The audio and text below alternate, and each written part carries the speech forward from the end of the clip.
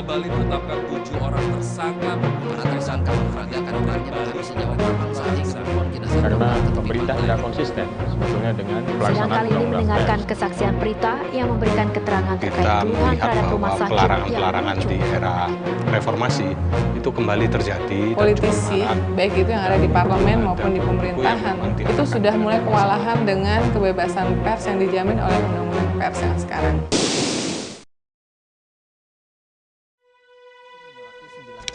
Satu dari mobil tahanan Polda Bali di kediaman Inyoman Susrama, kawasan Banjar Petak, Pebalang, Bali, yang menjadi otak di balik pembunuhan redaktur Radar Bali Prabangsa.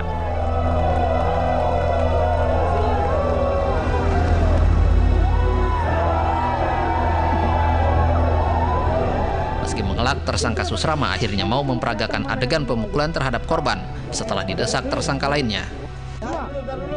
Para tersangka memperagakan perannya menghabisi nyawa Prabangsa hingga membuang jenazah korban ke tepi pantai.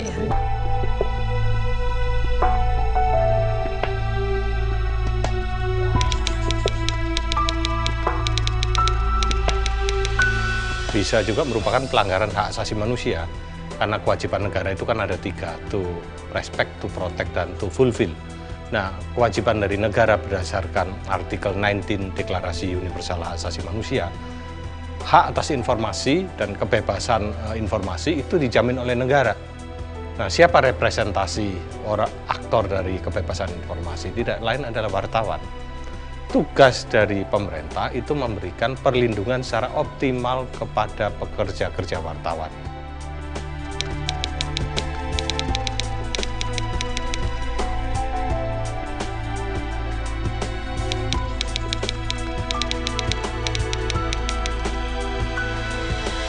Setiap kali kasus kekerasan itu tidak terselesaikan, itu akan terus mengikuti. Karena ini seolah-olah ada impunitas yang diciptakan oleh oleh penegak hukum dalam melindungi terhadap para pelaku.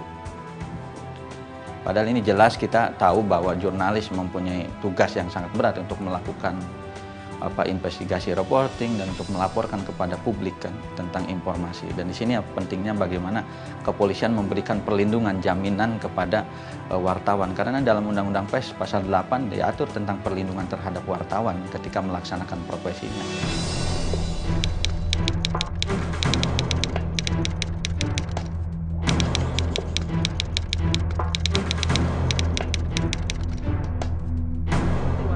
Salamun, kontributor Maluku Tenggara ini terjadi di perbatasan Desa Banda Edi dan Desa Tigitan, Kecamatan Dula Utara, Maluku Tenggara. Korban wartawan Sun TV ini tewas saat meliput bentrok massa antar Desa Banda Edi dan Desa Tigitan. Tak hanya tewas dianiaya, kamera korban juga dirampas oleh massa Tigitan.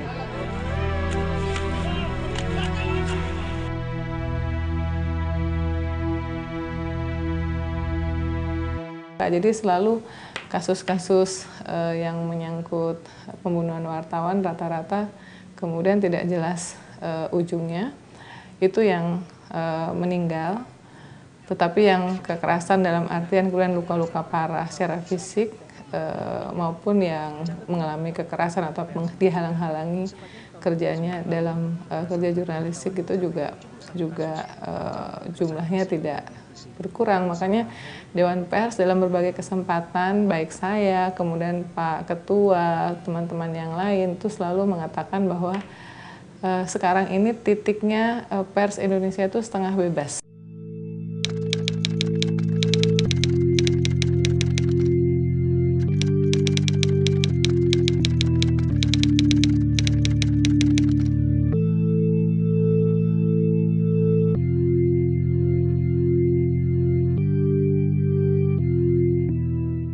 Dan ada satu kematian seorang rekan yang masih misteri sampai sekarang, masih terus diinvestigasi, yaitu Ardiansa yang meninggal di Papua. Jadi dengan 3 kasus ini kita sudah mungkin berada pada lampu kuning terhadap kebebasan pers.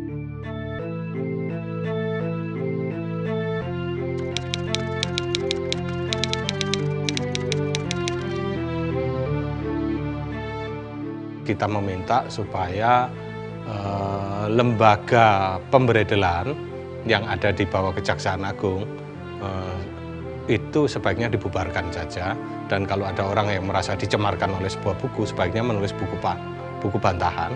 Jadi saya kira kalau tindakan pelarangan buku itu dilakukan, kita kembali kepada satu zaman kediktatoran gaya Orde Baru yang saya kira kita udah punya kesepakatan nasional, konsensus nasional untuk mengganti sistem itu dengan sistem yang lebih demokratis.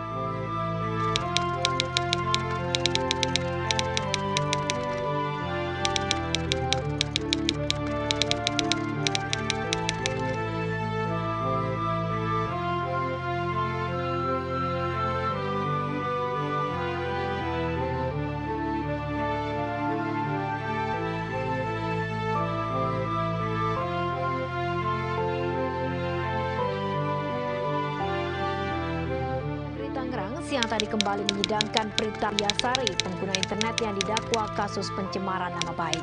Sidang kali ini mendengarkan kesaksian Prita yang memberikan keterangan terkait keluhan terhadap rumah sakit yang berujung ke pengadilan. Harapan untuk mendapatkan keadilan menjadi penutup pembelaan Prita Mulyasari yang dibacakan di depan majelis hakim. Siang tadi Prita mengikuti sidang kasus pencemaran nama baik yang dituduhkan rumah sakit. Kami berharap pasal pencemaran nama baik dan penghinaan itu supaya dihapuskan gitu.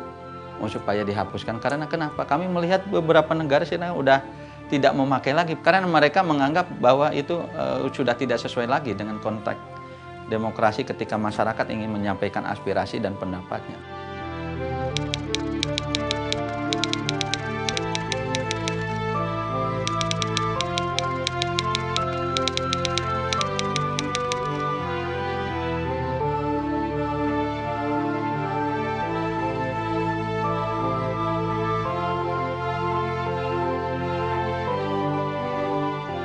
Kita bisa melihat bahwa kasus Prita maupun Ko Seng Seng itu ini adalah penafsiran undang-undang secara sempit oleh sistem peradilan kita, oleh hakim, oleh jaksa, oleh penuntut, oleh polisi.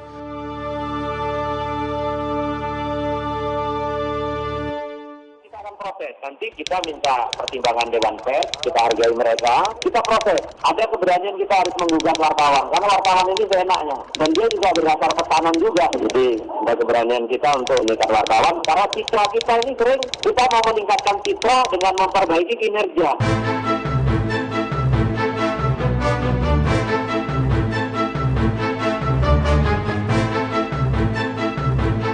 Ya, saya melihat bahwa ini masih banyaknya terjadi kasus kriminalisasi, ya, laporan ke polisi akibat pemberitaan, juga gugatan hukum terhadap media sampai tuntutan ganti rugi yang sangat fantastis ya gitu. Ini menandakan bahwa mereka belum begitu paham bagaimana penyelesaian sengketa pers itu. Padahal sebenarnya undang-undang pers sudah menjadi hukum positif di Indonesia. Sementara menggunakan undang-undang pers itu sebenarnya lebih efektif, karena kalau memang wartawan atau media yang bersangkutan ternyata terbukti melakukan pelanggaran kode etik, maka Dewan Pers mewajibkan media untuk melakukan ralat hak jawab, sehingga sebetulnya proses klarifikasi atau membersihkan nama itu, memulihkan nama baik itu bisa berjalan efektif. Ya mungkin ini 4-5 tahun akan begini saja, tapi kalau kita sama-sama bisa mengawal proses kemerdekaan pers di negeri ini, Dewan Pers, Komnas HAM, juga organisasi profesi dan pemilik media, saya kira kita bisa menciptakan suasana kondusif bagi terwujudnya negara demokratis. Harus dipahami bahwa kebebasan pers itu bukan cuma milik pers, tapi juga milik publik.